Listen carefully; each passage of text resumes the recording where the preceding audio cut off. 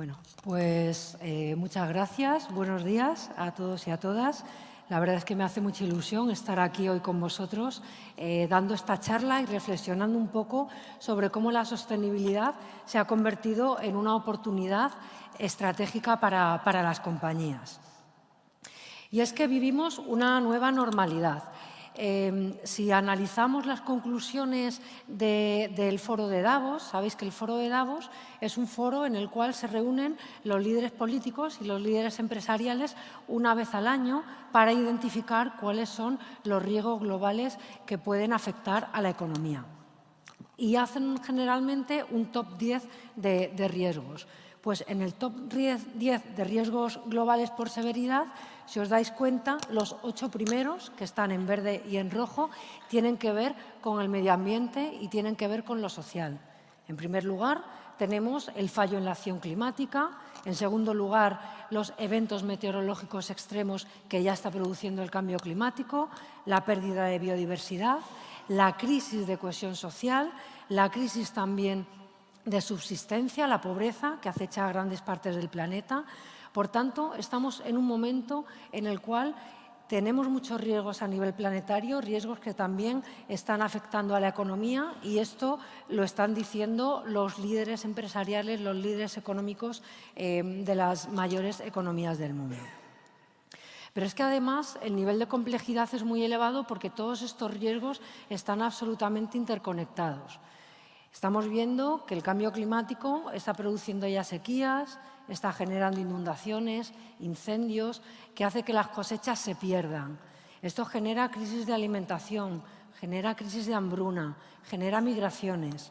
Estas migraciones al final provocan también pobreza, provocan desigualdad, hace que haya muchas más movilizaciones sociales, afectan también a las propias instalaciones industriales, hacen que las roturas de stock, las roturas de las cadenas de suministros se rompan, y al final todo esto, toda esta concatenación de riesgos hace que la economía vaya peor y que haya un impacto negativo muy relevante para las empresas.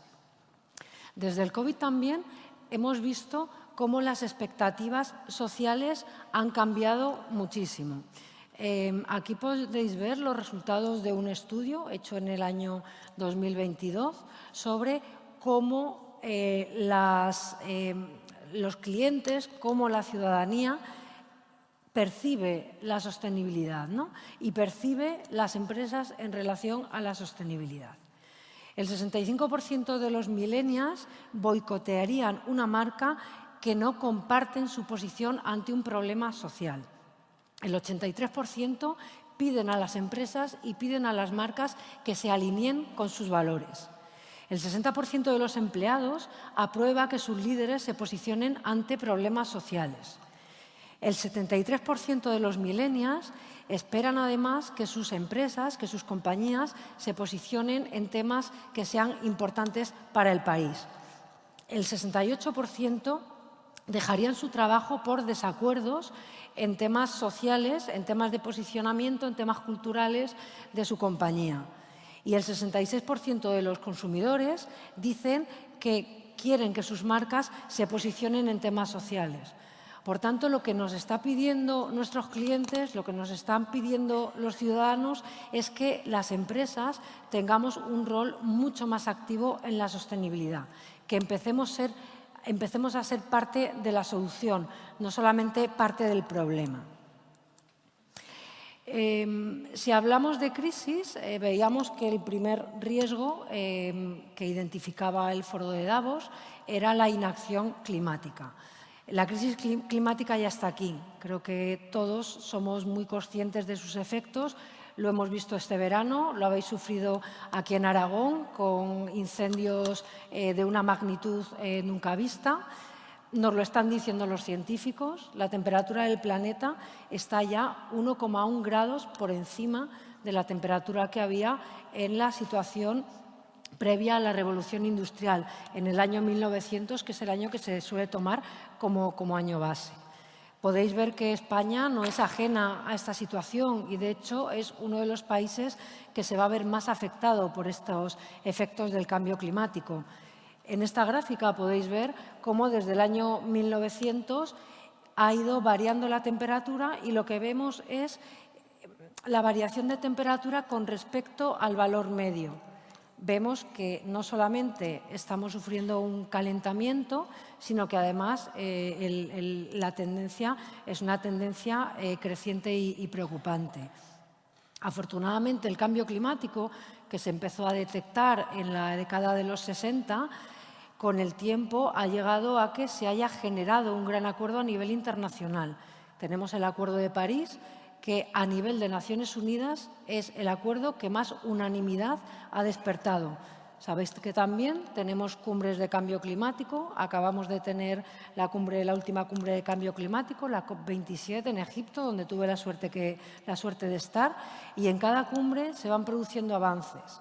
Y lo que está claro es que hay una unanimidad en que el cambio climático es un problema, hay una unanimidad en que tenemos que cambiar nuestro modelo de desarrollo para que este incremento de temperaturas lo mantengamos entre 1,5 grados y 2 grados centígrados. ¿Y por qué? Se ha visto, está el famoso estudio Stern, que analiza el impacto del cambio climático en la economía, y lo que nos dice este estudio es que si no hacemos nada para frenar el cambio climático y dejamos que siga la tendencia ascendente de la temperatura, vamos a perder el 20% del PIB mundial todos los años de manera indefinida. Y que actuar para modificar nuestro modelo de desarrollo solamente nos costaría entre el 2 y el 3% del PIB mundial. Por tanto, la inacción no es una alternativa. Está claro que nos tenemos que transformar y está claro que tenemos que modificar nuestros sistemas económicos para revertir los efectos del cambio climático y, de alguna manera, acotar sus consecuencias negativas.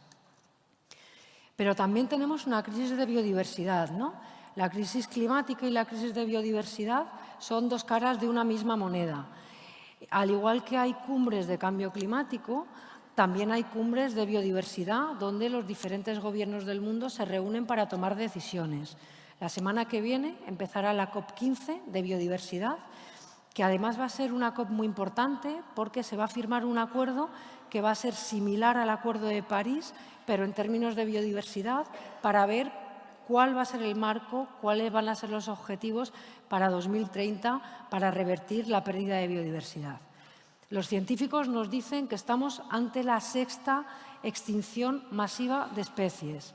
Podéis ver cómo desde el año 1500 se está perdiendo un porcentaje de especies de todos los grupos animales, creciendo y además creciendo exponencialmente desde el año 1900. Está claro que nuestro modelo de desarrollo hace que consumamos cada vez más alimentos, cada vez más energía, cada vez más materiales, y esto hace que la biodiversidad biológica se esté disminuyendo y con ello todos los servicios que nos ofrece a las personas y también a la economía. Hay cálculos que dicen que al menos el 50% del PIB mundial depende de la naturaleza, depende de que tengamos una biodiversidad bien conservada y depende de que seamos capaces de parar esta pérdida de especies y de biodiversidad. Y es que estamos viviendo una situación en la cual vamos concatenando crisis, ¿no? Crisis nunca vistas.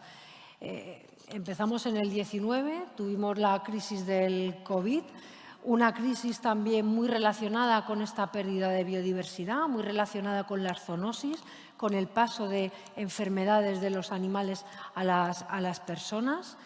A partir de ahí vino una parálisis a nivel global de la economía, una recesión. Por supuesto, tenemos una crisis climática, una crisis de biodiversidad, y cuando ya parece que estábamos saliendo de la recesión económica provocada por el COVID, de repente nos llega la guerra de Ucrania. Esta guerra de Ucrania ha generado una crisis energética en Europa de dimensiones enormes, que además ha traído como consecuencia un aumento en los precios de la energía. Este aumento en el precio de la energía empezó bastante antes de la guerra de Ucrania. En realidad empezó en septiembre del año pasado, porque cuando se empezó a salir de la recesión económica provocada por el COVID, empezó a aumentar de manera exponencial la demanda de materias primas y la demanda de energía. Hubo un desacople entre la oferta y la demanda. Digamos que no estaban las cadenas de producción preparadas para proporcionar de manera tan rápida, ¿no?, materias primas y energía, y ya en septiembre empezaron a subir los precios. Los precios de la energía, pues el barril de petróleo en junio de este verano estábamos viendo precios máximos de los últimos 14 años. El precio del gas, por primera vez en la historia, se desacopló del precio del petróleo. Normalmente suelen subir de manera paralela, pero se ha desacoplado y ha alcanzado su máximo histórico en agosto del 2022. También el precio de los derechos de CO2. Hay un mercado de emisiones de CO2 en Europa por el cual determinados sectores, entre los que se encuentra el sector energía, tiene que pagar por cada tonelada de CO2 que esté emitiendo a la atmósfera. El precio de esas toneladas de CO2, que históricamente andaban en 20-30 euros tonelada, de repente subió a 80 euros la tonelada. Todo esto hizo que el precio de la electricidad en Europa alcanzara también máximos históricos y además en una subida desenfrenada que afectó y se ha traducido también en un aumento de la inflación y en una crisis muy importante. La buena noticia es que las soluciones a las crisis pasan todas por el mismo sitio, ¿no? Si hablamos de esta crisis climática, biodiversidad, ¿no?, que serían dos caras de la misma moneda, la crisis de energía producida por la guerra de Ucrania y también la crisis de seguridad de suministro, seguridad por falta de independencia energética, la salida que nos está marcando Europa es una salida común. La salida que marca Europa es el plan REPowerEU. Este plan lo que pretende es que intentemos eliminar de manera muy rápida la dependencia de combustibles de Rusia. Y el plan REPowerEU se basa en tres pilares fundamentalmente.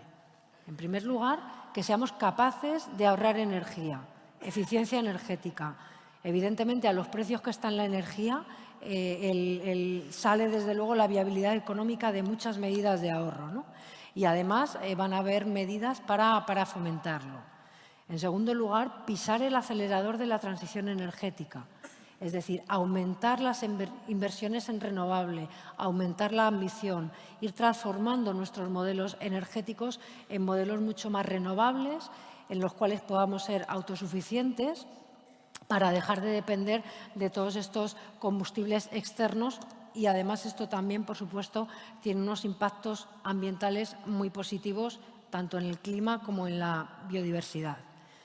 Y como tercera pata, como tercer eje, diversificar nuestro suministro de energía, evitar la dependencia del gas de Rusia. Este plan REPowerEU va a venir acompañado o impulsado por una serie de planes, tanto a nivel europeo como a nivel nacional, que se van a traducir en reformas regulatorias, en inversiones para ir impulsando y acelerando este cambio de modelo, en acelerar autorizaciones, por ejemplo, autorizaciones para renovables que están haciendo que se retrase bastante la implantación de renovables en el territorio, y también en innovación absolutamente necesaria, porque hoy en día no tenemos todas las tecnologías que vamos a necesitar para hacer toda esta transición energética y toda esta transición ecológica. En todo este contexto internacional, ¿qué papel juegan los factores ASG, los factores ambientales, sociales y de gobierno? Estamos en Europa. Europa está basando su liderazgo en la sostenibilidad. Europa es un continente que basa su liderazgo, tiene un liderazgo direccional. No somos una potencia económica, pero lo que sí tenemos es un modelo de vida que es envidiado en cualquier parte del mundo. Cualquier ciudadano del mundo querría vivir como en Europa. Y esto se ve muy claramente, por ejemplo, en las cumbres de cambio climático, donde en la última, por ejemplo, en la COP de Egipto, la influencia que tiene Europa en las negociaciones climáticas y en los acuerdos a los que se llega es mucho mayor que el peso económico que le corresponde dentro de la economía mundial o el peso que le corresponde en términos de las emisiones de CO2 que tiene. De hecho, la estrategia como continente está reflejada en el Pacto Verde Europeo, apuesta claramente por la sostenibilidad. Apuesta porque seamos el primer continente climáticamente neutro de la historia en el año 2050. Apuesta porque transformemos nuestra economía lineal a una economía circular que evite los residuos y evite la contaminación. Apuesta porque preservemos y recuperemos nuestra biodiversidad. Y todo esto, más allá de tener ventajas en términos ambientales y en términos sociales, es una estrategia muy adecuada para un continente como el nuestro, en el cual no tenemos recursos naturales. Esta apuesta de la sostenibilidad europea, además, se basa en dos pilares súper importantes. En primer lugar, el pilar de la aceptación social, la transición justa, el no dejar a nadie atrás. Esta transición solamente será posible si es aceptada por la ciudadanía y si no aumentamos las desigualdades sociales y no fracturamos nuestra sociedad. Por tanto, hay una parte muy importante para el apoyo a los más desfavorecidos para que puedan estar incluidos en toda esta transformación y en este cambio. Y además tiene un paquete de medidas súper importante para financiar el cambio. Es decir, Europa ya ha desarrollado regulatoriamente los mecanismos que van a hacer que el dinero vaya a las inversiones necesarias para acelerar esta transición. En Europa tenemos una regulación ASG en aumento. Además del Pacto Verde Europeo, todas estas directrices se van un poco abriendo y van aterrizando en directivas europeas y en regulaciones también a nivel nacional. Tenemos la Ley del Clima Europea, tenemos la Ley del Clima Española, la Estrategia Española de Economía Circular, tenemos el Plan Nacional de Energía y Clima, todos los fondos Next Generation y el Plan de Recuperación que van absolutamente alineados con proyectos que promuevan este objetivo y este Pacto Verde Europeo. Os voy a hablar ahora de la taxonomía europea, ¿no? Que creo que es un ejemplo de cómo la regulación europea está haciendo que el dinero se movilice para cambiar el modelo económico hacia este modelo sostenible. La taxonomía europea es la herramienta que va a definir qué actividades o qué empresas son sostenibles y las va a diferenciar de aquellas que no son sostenibles. Os pongo ahí las latas de Coca-Cola porque la taxonomía europea va a ser a las dietas lo que son las calorías. Vamos a verlo ahora, pero con 3 cifras, con 3 numeritos, cualquiera vamos a ser capaces de saber cómo es sostenible una compañía. La taxonomía europea es una regulación que aplica a todas las compañías que tienen que reportar su información no financiera, a compañías de más de 250 empleados. Es obligatoria ya desde el año pasado, se va aplicando de manera secuencial y además esta información es una información que se tiene que publicar en los informes obligatorios anuales, que es verificada por un tercero, es decir, es una información que tiene una credibilidad muy, muy elevada. ¿Cómo funciona la taxonomía? Básicamente, la taxonomía es una metodología para ver si una actividad es sostenible o no. Para que una actividad sea sostenible, lo que tiene que hacer es contribuir de manera positiva a alguno de los 6 ejes que han fijado, que es mitigación del cambio climático, es decir, reduce emisiones, ayuda a que nos adaptemos a los cambios provocados por el cambio climático, protege el agua o protege los recursos marinos, ayuda a hacer la transición hacia una economía circular, previene la contaminación o ayuda a proteger y restaurar la naturaleza y la biodiversidad. Para que una actividad sea taxonómica, tiene que contribuir de manera positiva a alguna de estas 6 ejes, pero además tiene que demostrar que no produce efectos negativos en los otros 5. Os pongo un ejemplo. Imaginaos un parque eólico que sería positivo porque está reduciendo las emisiones de gases de efecto invernadero, pero que genera un impacto muy importante en la avifauna porque hay una especie protegida. Pues ese parque eólico no sería taxonómico. Es decir, el nivel de exigencia de la taxonomía es un nivel muy muy elevado y además muy holístico, lo tiene todo en cuenta. Además de eso, también las actividades tienen que respetar unas salvaguardas sociales mínimas. Va a haber, de hecho, una taxonomía social que se desarrollará en el futuro, que va a venir un poco a complementar, ¿no? Las empresas, ¿qué es lo que tenemos que hacer? Analizar todas nuestras instalaciones y todas nuestras actividades y dar 3 cifras. ¿Qué porcentaje de nuestros ingresos, qué porcentaje de nuestro volumen de negocio viene de actividades sostenibles? ¿Qué porcentaje de nuestros gastos operativos se dedica a actividades sostenibles? ¿Y qué porcentaje de nuestras inversiones va a actividades sostenibles? Si os dais cuenta, con estos 3 números estamos hablando del hoy, de lo que es hoy la empresa, volumen de negocios y gastos operativos, y con las inversiones vemos hacia dónde va la empresa. Con estos 3 números cualquiera puede ver si una empresa es sostenible o no. O sea, se acabó el greenwashing, se acabaron esas memorias de sostenibilidad de 300 páginas. Esta es la prueba del algodón de la sostenibilidad. Más allá de las compañías, la regulación de la taxonomía y el Plan de Finanzas Sostenible de la Unión Europea dice que los fondos de inversión, cuando agregan a diferentes empresas, tienen que poner una etiqueta de cómo es sostenible ese fondo en función de las puntuaciones que tengan las empresas y del peso que tengan dentro del fondo. Por tanto, cualquier instrumento financiero, cualquier empresa va a tener su etiqueta de calorías, ¿vale?, de la sostenibilidad, que va a ser la taxonomía. Pero es que el mundo ASG en Europa no se queda aquí, va a ir todavía un paso más allá.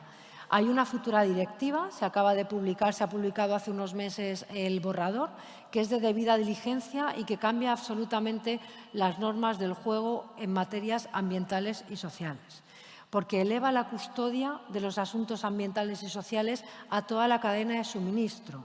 Es decir, una empresa es responsable desde la materia prima.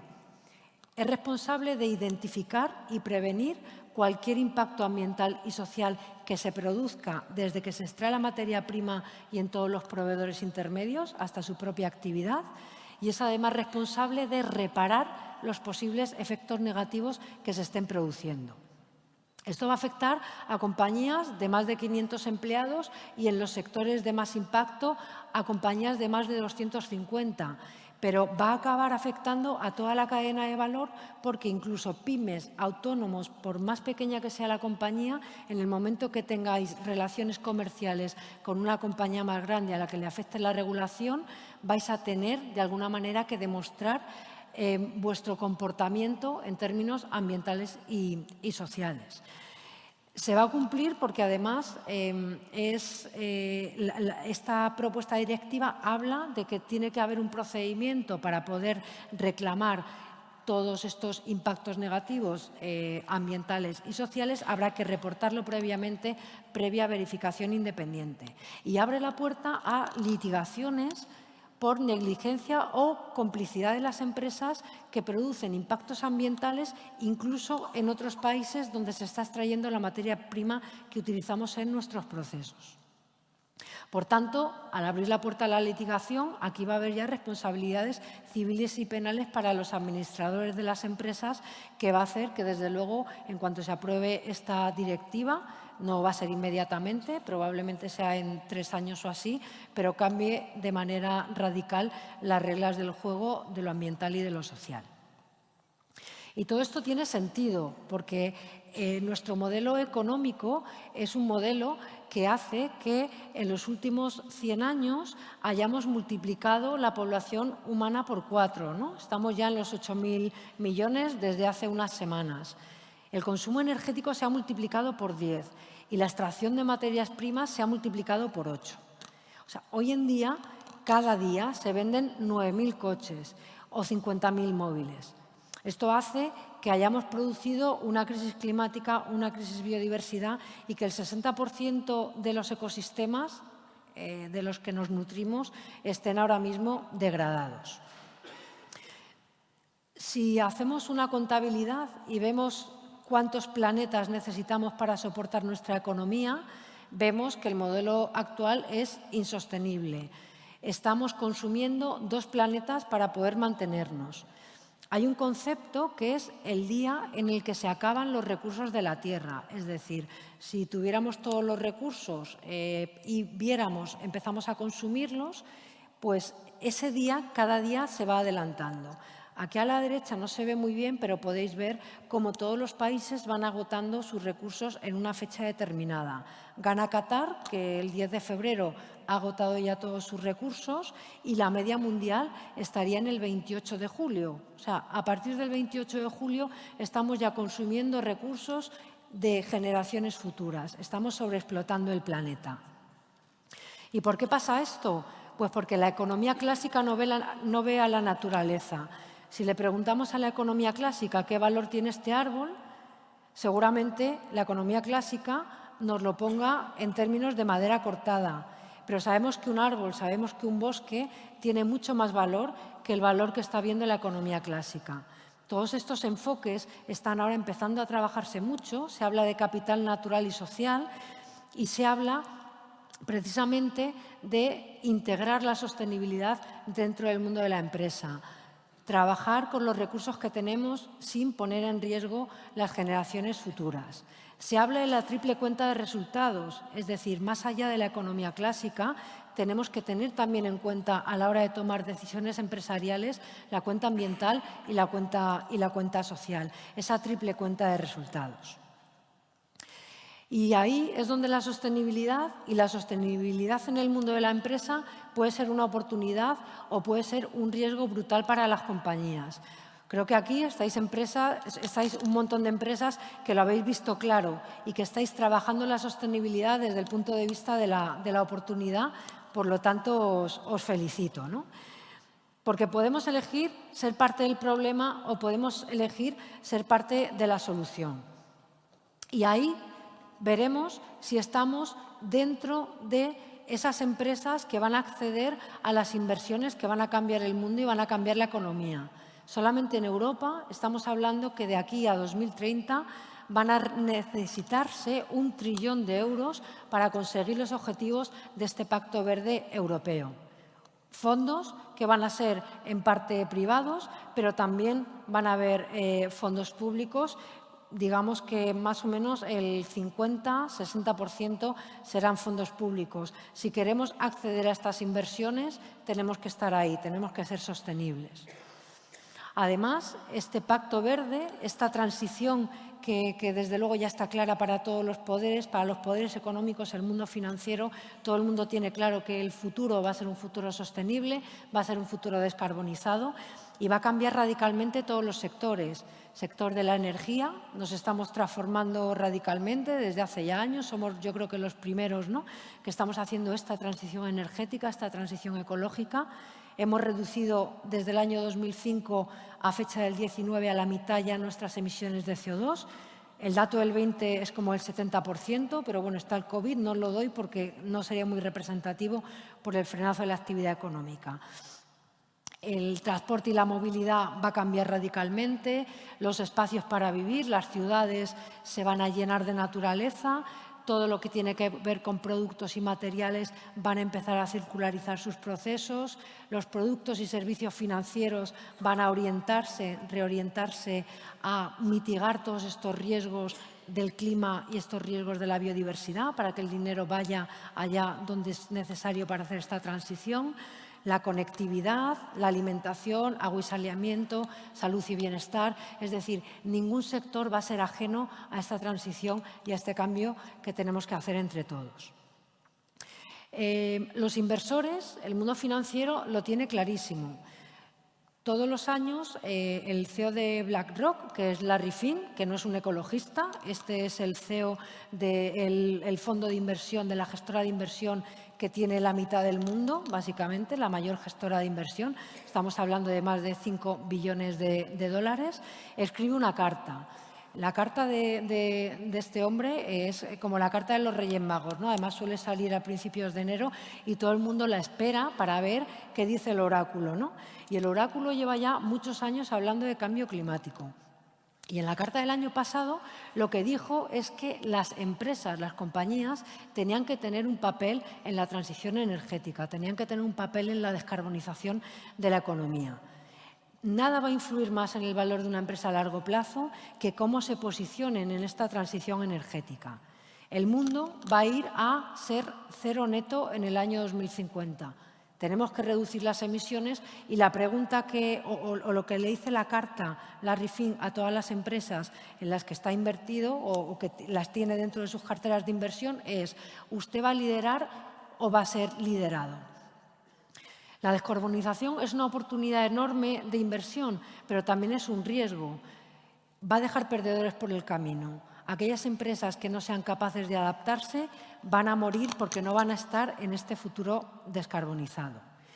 Y además lo que dice Larry Fink es que ellos apuestan por la descarbonización no porque sean ambientalistas ni sean ecologistas, sino porque ellos tienen una responsabilidad para sus clientes. Sus clientes es gente que pone su futuro y sus pensiones en sus manos. Invierten a través de los fondos de inversión de esta compañía y, desde luego, tienen que asegurar que esas inversiones van a estar en el futuro. Esa creación de valor a largo plazo solamente va a estar en aquellas empresas absolutamente alineadas con la transición energética y con la transición ecológica. Si hablamos de acceso a la financiación, aquí podéis ver el volumen de financiación sostenible. Hay ya nuevos modelos de financiación, bonos verdes, crédito sostenible, que va creciendo año a año, tanto a nivel nacional como a nivel internacional. Hablamos de que la financiación va a ser más barata. Nosotros como Naturgy tenemos determinados créditos que la tasa de interés está ligada a que cumplamos tres objetivos: un objetivo de descarbonización, un objetivo de reducir el consumo de agua y un objetivo de aumentar el porcentaje de mujeres en puestos directivos. Si nosotros cumplimos los objetivos que hemos pactado con el banco, baja la tasa de interés. Si no los cumplimos, sube. O sea, el valor de nuestra financiación depende de cómo nos comportemos, ¿no? Además, está demostrado que la rentabilidad de las empresas depende de la sostenibilidad. Las empresas sostenibles son empresas más rentables. En capitalización bursátil, en la Bolsa Mundial, están un 14% por encima de las empresas que no son sostenibles. Supone también a nivel operativo un ahorro de energía, un ahorro de materias primas. El pasar de estos modelos lineales basados en combustibles fósiles y basados en extraer, producir y tirar a un modelo circular donde eso todo se reaproveche y esté movido por energía renovable supone también muchos ahorros a nivel operativo y en la cuenta de las empresas. Responde también al cambio de conciencia de la sociedad. El Real Instituto Elcano publica una encuesta con las preocupaciones de los españoles y además les pregunta a los españoles, nos pregunta que en qué deberíamos gastar o qué prioridad debería tener España en su política exterior. Bueno, pues el punto 1 es la lucha contra el cambio climático y el punto 2 es ayudar a los países en desarrollo. O sea, lo ambiental y lo social está en los dos primeros lugares de la lista de los ciudadanos españoles. Y lo vemos también a nivel de clientes. Nuestros clientes prefieren los productos sostenibles en cualquier generación. Aquí podéis ver cómo desde la generación Z hasta los boomers apoyan el reciclaje, apoyan la responsabilidad ambiental y social en las empresas y marcan niveles de preferencia que van del 67 al 82%. Además, si hablamos ya de talento y de contratar a gente joven, que estos ya traen de serie el tema de la sostenibilidad, el 96% de los empleados quieren que sus compañías tengan programas de sostenibilidad. Y esto lo estamos viendo ya. La gente joven te pregunta ahora si hay teletrabajo y luego, en segundo lugar, te pregunta por la sostenibilidad. Si no somos sostenibles, no seremos capaces de atraer talento joven ni de retenerlo. Y también sabéis que es importantísimo ser creíble y que tenga confianza en la sociedad en la que nos desempeñamos nuestras actividades. Más allá de las autorizaciones legales, necesitamos una licencia social para operar. Necesitamos que la comunidad en la que estamos inmersos vea que somos creíbles, vea que tenemos confianza y vea que respetamos las reglas del juego. Además, compañías como vosotros que habéis apostado por la sostenibilidad, os estáis anticipando al tsunami regulatorio que hay en materia de sostenibilidad, ¿no? Lo habéis visto ya. Aquí estas gráficas, lo que podemos ver es cómo en la Unión Europea, aquí se incluye también Reino Unido, desde el año 2011 ha ido aumentando casi exponencialmente la regulación en temas de sostenibilidad, tanto los marcos obligatorios como los voluntarios, que sabéis que hay voluntarios que al final, con el paso del tiempo, se acaban haciendo obligatorios. Y desde luego nos jugamos la reputación. Hablamos de problemas ambientales, el vertido de BP, que se acaba de cumplir 10 años y es el máximo, las máximas pérdidas en temas ambientales, polémica por despido de trabajadores de las tecnológicas o el caso de Volkswagen con el trucaje de las emisiones de sus motores. Para ir acabando, os voy a poner el ejemplo de Naturgy. Somos una compañía energética, el tema de la sostenibilidad nos toca de lleno. Somos una compañía que en el año 2017 hicimos un cambio de nombre. Antes éramos Gas Natural Fenosa, teníamos el nombre del genérico. Eso quiere decir que cuando Endesa o cualquier otra compañía hacía un anuncio para vender gas, vendíamos más gas nosotros que el que pagaba el anuncio. En el año 2017 se hizo una reflexión estratégica de a dónde queríamos ir y cambiamos de marca. Ahora nos llamamos Naturgy. Y esto no es solamente un cambio de marca, es una apuesta por la sostenibilidad. Y nosotros la sostenibilidad la entendemos, por supuesto, un compromiso con el clima, llegar a ser neutros en emisiones en el año 2050 y reducir prácticamente a la mitad nuestras emisiones directas en el año 2025 versus 2017, que es nuestro año base. Hacer una transición enfocada a las personas, que sea una transición justa y, desde luego, también que contribuya de manera positiva a la naturaleza. Lo que estamos haciendo es transformar la manera en la que generamos, en primer lugar, nuestra energía eléctrica. Estamos cerrando nuestras centrales de carbón y estamos invirtiendo en instalaciones renovables, parques eólicos y fotovoltaicas, que hoy por hoy, además, es la manera más barata de generar energía eléctrica. Este cierre de centrales de carbón, desde el punto de vista ambiental es estupendo, pero desde el punto de vista social es un roto para todos esos pueblos y para todas esas comunidades. Por tanto, hacemos también planes de transición justa para ayudar a la reactivación económica y hacer ese traslado de actividades que ya no están alineadas con la transición energética con empleo verde. Estamos también, además, intentando que todas estas instalaciones renovables se adapten a la naturaleza, que no produzcan impactos ambientales significativos. Hacemos todos los estudios previos y todo el seguimiento operativo para verificar que es así. En la parte del gas, nosotros vendemos un gas fósil, pero igual que la electricidad hemos conseguido convertirla en renovable, queremos también convertir el gas en renovable y estamos apostando por el biometano, es decir, transformar residuos orgánicos en un gas indistinguible del gas natural de origen fósil e inyectarlo en nuestras redes, con la ventaja que esto tiene porque es un gas neutro en emisiones de CO2, es un gas que hace que unos residuos orgánicos que hoy por hoy están contaminando los ríos y dañando la biodiversidad los reutilicemos y además también genera riqueza en el medio rural, en esa España vaciada, suponiendo ingresos al sector ganadero, sector agrícola, etcétera. Trabajamos mucho la eficiencia energética, tanto en instalaciones propias como en los clientes y, como os digo, tenemos también un enfoque de biodiversidad, porque la biodiversidad, también os adelanto que va a ser una tendencia. La biodiversidad va a ser el nuevo clima. O sea, el clima es algo que surgió ya hace años, hay mucha regulación, estamos muy adaptados y a partir de ahora vamos a ver cómo la biodiversidad va a ser también una exigencia por parte igual de mundo inversor, financieros, los bancos que nos vayan a dar los créditos, por supuesto, las administraciones y el resto de agentes de la sociedad. Desde el 2017 tenemos un plan de sostenibilidad, hemos ya tenido resultados, estamos muy bien posicionados en el índice CDP Water, hemos reducido nuestras emisiones directas de la huella de carbono en un 37%, la huella global en un 9%, casi un 50% el consumo de agua, un 88% la producción de residuos.